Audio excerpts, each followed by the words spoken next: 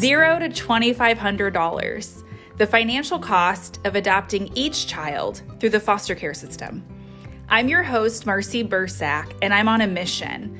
I'm on a mission to find more forever families. In fact, one for each child waiting in the foster care system. After blogging my journey adopting a pair of siblings, I realized that I knew countless people who had a desire to adopt, but believed it was too expensive. So I wrote a book for adults, The Forgotten Adoption Option. I wrote a book for children, Are You a Forever Family? And I started this podcast. I am so delighted that you are tuning in. In season 2, I'm dropping monthly episodes to teach you how to adopt those U.S. children who are waiting for you in the foster care system. You might also enjoy the personal stories of adoptive parents and adopted children that I featured in season 1. Now, whether right now feels like the right time, the process feels overwhelming, or someone quickly comes to mind to share this with, I am here for you. I am America's foster care adoption mentor, and I'm eager to help you fulfill a child's dream of having their forever family. Welcome to the Forgotten Adoption Option podcast. You might notice the energy level is really high because my guest today is high energy as well, and it's going to be a blast. In this episode, you're going to learn how to make a child in foster care feel comfortable in your home. And I'm joined today by adoptive dad, Rob Shear. Hey, Rob. Hey, how's it going? It is so good to have you on my podcast. I know I've been on yours and you've been such a supporter in this space, and you're even featured. Your family is featured in my new children's book, Are You a Forever Family? So it's just so great to have you here. I know. I absolutely love it. And actually, my husband actually had the page printed out in frames. So Yay! I'm so happy to be here with you today, Marcy. I love how my illustrator did that all. It was just great. And I remember because we had gotten the illustration done, and then you had just finalized your 5th adoption. And so we were able to add and make that an accurate depiction of your family. So really excited to talk about that. But Rob started a nonprofit called Comfort Cases, which assembles care packs for children in foster care. And to date, his organization has impacted over 150,000 children in the foster care system. Rob has adopted 5 children through the foster care system and is the author of his own memoir called Forever Family, Fostering One Child at a Time. So who better to tell us more about helping kids feel comfortable than Rob? So why don't we start? Tell listeners how you kind of became a forever family with your 5 children. Some might be wondering, is that a sibling group or the individual? So Rob, what's the scoop? So, it's kind of crazy. And first of all, just to let you know, since the last time that you got the information, we are now over 185,000 cases. Whoa. And I know all 50 states, DC, Puerto Rico, and we're now actually international in the UK as well. But, it all started because of my kids. And, I'm a banker by trade. So for me, I was always a .com guy. And, the only thing I ever wrote a check for was at the end of the year, I would write a check to some organization to make sure that it helped on my taxes. And, and to me, that's what the only thing I thought about when it came to giving back. And, when my children arrived, it really opened up my eyes so much. And how my children came is that, Reese and I decided that we wanted to be parents, and I grew up in the foster care system. I had aged out of the system. I had became homeless when I was 18, like we see so many kids who age out of foster care. And for me, it was, a make sense thing for my husband that we would adopt through foster care. So we said, okay, we're going to have one kid, and we want a child under the age of 5. And I'll never forget us going to DC Child and Family Services, and we were living in the district, and we told them all the things we wanted, and the woman laughed at me and she said, yes, so does everybody else. And so I said, well, you know what, let's do an application and let's see what happens. And literally after we had done the application, went through all the classes, did everything that has to be done. And by the way, everybody that's listening, yes, it is a lot of work, but to get to that place, but it is so worth it. So for us, we got the phone call January the 9th, never forget it, 13 years ago. And the social worker said, we have a brother and sister. And I said, whoa, wait a minute. We said we wanted one child. And they said, well, this is a sibling group. And my husband and I had said that if they ever called us for a sibling group, that we would never split them up. Way too many children, including myself, who was split up to all my brothers and sisters. Kids just shouldn't be split up. It's not fair. And so we met Amaya and Makai. They were 4 and 2. Absolutely that very moment, and we became a family of 4. Little would I know, Marcy, 3 months later the social worker would call back and say, by the way, we have 2 more little boys that need a home.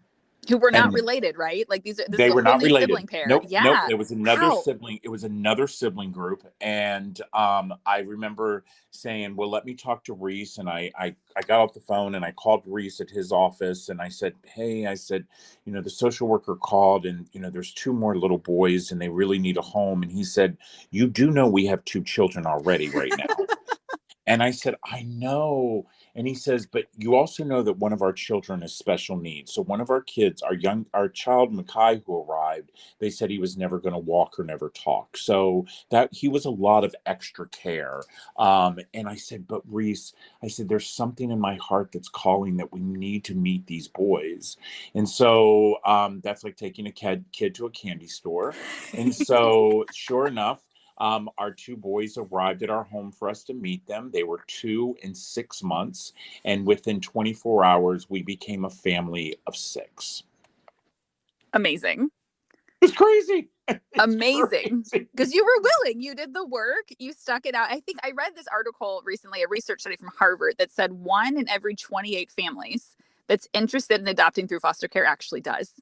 So I love that you guys like toughed it out and you did it. And then there's still another one to tell us about, right? Your Oh fifth. my gosh. Yeah. Well, let me tell you something. Yeah. That road was, I'm anybody who knows me, follows me on social medias or watches my podcast, they know I'm a very blunt person. And I will tell you that road was hard. Those 2 years of the dealing with the system and going through the adoption process and going to courts and stuff. I'm telling you, it wasn't easy. But every time I looked at my children, when I placed them in bed at night and when I read them a story or when they crawled up into my lap, it didn't matter how hard it was because it was so worth it. And so for us, we were just fine being a family of 6. We moved out of the city, we moved to the suburbs, we bought a farm. Life was good. We started a nonprofit called Comfort Cases. It was growing. My business was, flourishing, and the kids were just doing really well. And then all of a sudden in 2019, I was on my book tour. My memoir had come out, A Forever Family, and I was on my book tour. And I was coming back from California, and they had booked me to talk at a local high school. And I was exhausted. I'll never forget it. I called my assistant and I said, I'm so tired. I've been on the road for almost 6 months. And she said, you always promised me that if your book ever came out, that if a high school ever asked you to speak, that you would never say no. And I thought to myself, to my assistant, Barry, I said to her, I said, once again, you're so right. So I mustered it up and I went to this high school and I told my story. I told my story about a young boy who grew up in the system carrying a trash bag and who aged out at the age of 18, became homeless, lived on the streets my entire senior year of high school, and then went into the United States Navy and became a very successful businessman. And all of a sudden, a young boy walked up to me afterwards and he said, Mr. Shear, will you sign my book? And I said, of course. What's your name? And he said, Alex. I said, Alex, tell me something about yourself.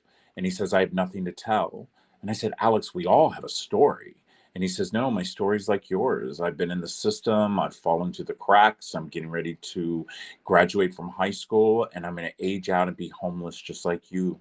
And Marcy, I'm telling you, I meet thousands and thousands of children all over the country. And this young boy, when he said it to me, it hit me in a way I had never felt.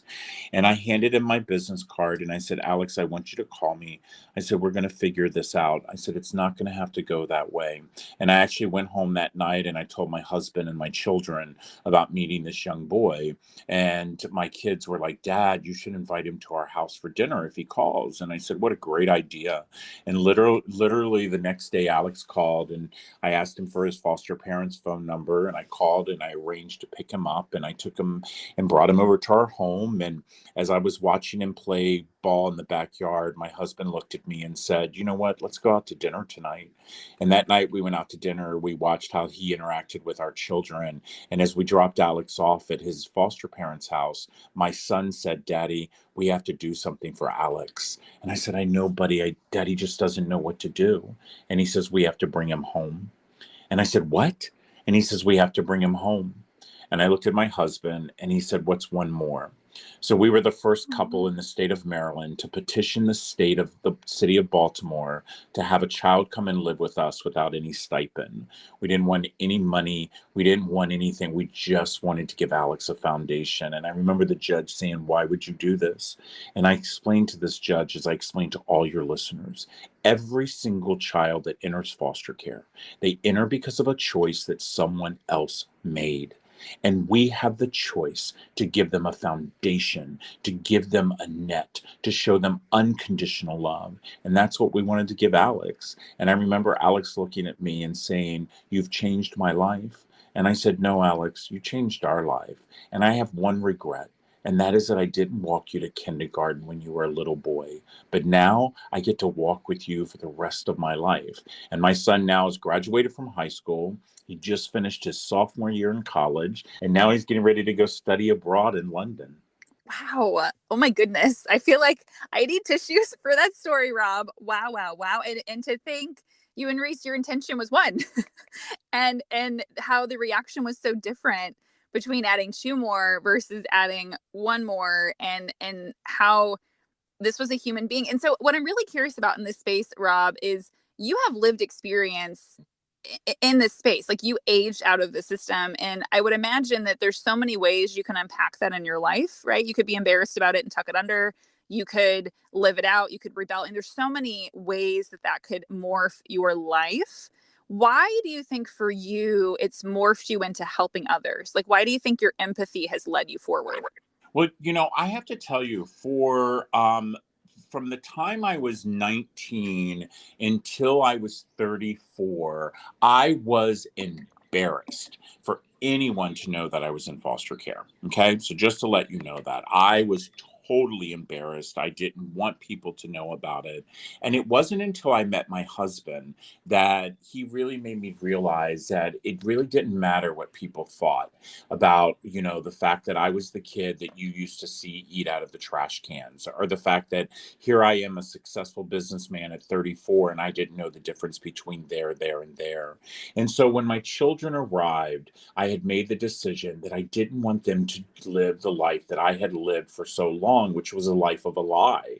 And I wanted them to understand from where they came from brings them strength, and that being ashamed from the fact that they had the F word put in front of their names should not define who they were. And so that is why it's so important that I teach people to change our vocabulary, that these children are not foster children. These are children who are experiencing foster care, because at the end of the day, they're children. And I think that's really where I got my grit.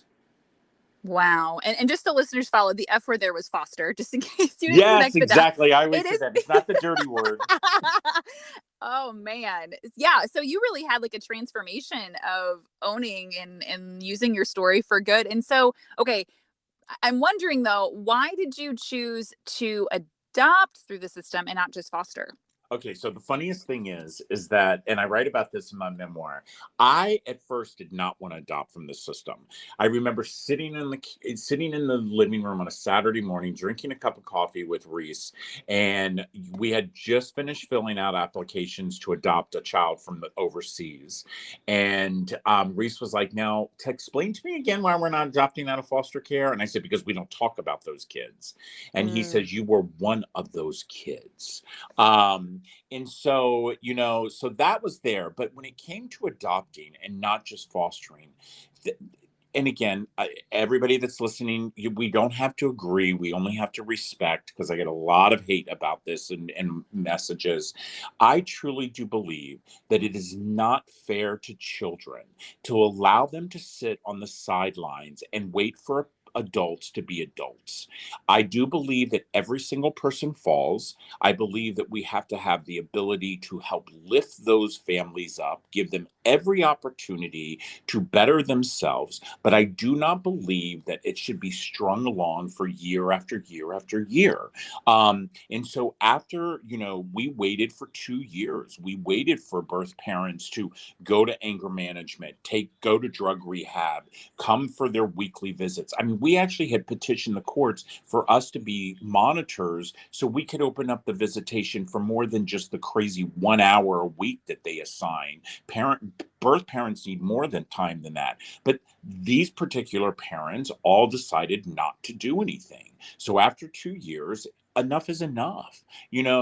Children deserve to go on with their lives. And by the way, I don't believe foster care is the answer. I believe that foster care is totally needs to be rebuilt. And I think that if we can pay foster parents a stipend, we should be able to pay to help support these families. Because you and I both know, Marcy, that 64% of kids who come in the system come in because of the word neglect. And we also know that that neglect word is no different than what they call poverty. And so, looking back at my 5 adoptions now, but 4 of my adoptions, 2 of my adoptions, definitely, there was severe abuse. But my other 2 adoptions, I really think that the system failed the birth family. You just shed a lot of light, I think, for our listeners who were like, I didn't know those things, or thanks for sharing those things. And one thing I wonder if you'd share, Rob, is you mentioned when you and Reese were pursuing, I think you said an international adoption, your response was something to the effect of, because we don't talk about those kids. And I think that there's some listeners out there going, yeah, I know what you mean. Can you unpack that a little bit for us? Like, what was your stigma, or what was kind of the off-putting feeling you were having in that moment? So, understanding that, I fell into the myth of children in foster care because I saw those kids. I'm the product of 10 children. My family is the typical drug addiction, teenage pregnancy, incarceration, suicide, all of the things that you see that happens to children that are in foster care. And to me, I kept thinking, well, I wasn't one of those kids, even though I was, because I wasn't quote unquote bad. And by the way, listeners, there's no such thing as a bad child. It's only a child that needs to be redirected.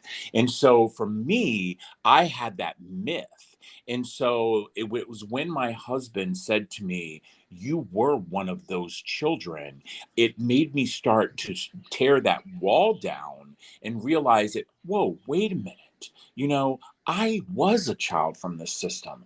And, I truly do believe that in the system, so many kids feel there are only 3 choices that they have in their life. Number 1, they have the choice to give up. Suicide rate is so high for kids in foster care. Number 2, they have the choice to give in. To give in exactly what the community expects them to do: petty crimes, drug addiction, teenage pregnancy. Or number 3, they have the choice to give it all they got. And that's what I chose to do. And that's what I tell kids in the system. Show them wrong. Show them that you can do it. Find that grit within inside of yourself, because you are a leader. Because every single person who is on the face of this earth are leaders. Now we need to start leading. Stop blaming the system, help change the system, and move forward. Man, that's so good. You're right, because we all have this leadership potential, and will we walk into that? And so I imagine, Rob, that your own lived experience where you weren't adopted and you were around different homes or caregivers or not really impact, we all see things, right? I'm going to do it like that or definitely not like that, right? So can you talk to us about how your own experience of living through the foster care system has really informed how you care for or welcome children into your home? Well, first of all, let me tell you something. My experience and what I hope that parents who choose to be foster parents do, I hope is night and day. Number one, I always say this: when a child enters your home, the very first thing that you should do is say, look at them in their eyes and say, welcome home. Welcome Mm. home. Because at that moment, this is going to be your home. Number two, make sure that they have brand new items to use, a brand new bar of soap that nobody else has used, because it's dignity. They don't know you. They're coming into a house of strangers. And none of us would ever go to a hotel and use a bar of soap from the people before. Number three, make sure that we stop addressing these children as foster children. Okay, we have to address them of exactly who they are. They are children. You're introducing someone, introduce that child. Hi, this is Kevin. He's 7 years old and he just came to live with us, but from the foster care system. It's stating that he is a child, he's 7 years old, and it's still giving the fact that but you're not labeling him. And so many times that happened to me as a young boy, and I still see it happen, where people will say, oh, that's my foster kid, and these are my biological children. Gosh, how hurtful that is. But those are the things I say to people all the time. Number one, welcome them home. Number two, have brand new items there for them to use that the other family's not using at that moment. And number three, when you introduce them, don't introduce them as the foster child, introduce them as the child that happens to be living in your home right now. Those are very practical things to do. And I think it really, even if we're not the ones taking children in, but to be able to recognize how to be more sensitive or ways that we can provide for people that we know that are helping to care for children. I think you have some great tips. And so I'm wondering, so your organization, Comfort Cases, you talked to us a little bit about that you kind of led into do this, but can you tell us more about where you all are right now and what you're hoping to accomplish? Oh my gosh, it's so crazy. So it's so hard to believe at times when I just think about our organization. So October the 8th, our organization will be 10 years old. Wow. It will be actually 10 years ago on October the 8th that we packed our very first case. And so knowing now that we are literally in every state, DC, Puerto Rico, that we have expanded in the last year into the United Kingdom, that we're heading to Canada, we're heading to the Dominican Republic, we're heading to Venezuela. Wherever there is a child who is in need, we want to be there, because people have to realize something. Foster care is not in just the United States, it is all over the world. And as crazy as it is, children all over the world, are actually carrying trash bags. Mm, mm. That's awful. Yeah. And so my goal is to make sure that every single child who enters the system knows that they are loved. And by the way, listeners, realize one thing: if you take nothing away from this conversation, I hope that you take away from the fact that you do not have to know someone to love someone. You don't. You don't have to know them to love them. And I want people to know that they can love the children who are in foster care. Because if you really look at these children, they are our future. They're our future. So if we do not do something today to improve the lives of the 438,000 children in the system, we are only failing our future. You're so right. So tell us more. So Comfort Cases, and you mentioned trash bags. So for those that may not be aware, oftentimes when children who are in the foster care system are moving either from their like bio family's home or from place to place, from a foster home to foster home, they're not given like a suitcase to pack their belongings, like maybe you would think that you would do for a trip, whether you're traveling by car, by plane, or train. But they're given a trash bag, and that's really what Rob is out to set to do, is to bring dignity to kids who maybe are in transition and give them that wonderful ability, like you just said, like they feel loved. So what are things that you all provide for children that are in the foster care system? So we truly want to make sure that every single child who arrives gets a brand new pair of pajamas with a tag on it.